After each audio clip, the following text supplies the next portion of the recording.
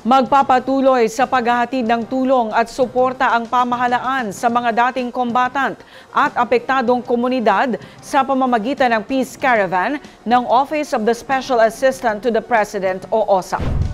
Ayon sa inilabas sa pahayag ng Office of the Special Assistant to the President, ito'y bilang pagtupad umano sa atas ng kapayapaan ni Pangulong Ferdinand Marcos Jr.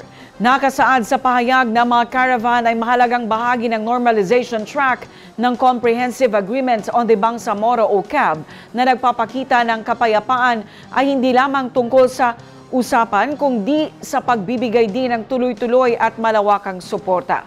Mananatili umanong matatag ang OSAP sa pagpapatupad ng mas malawak na agenda ng kapayapaan sa Bangsamoro.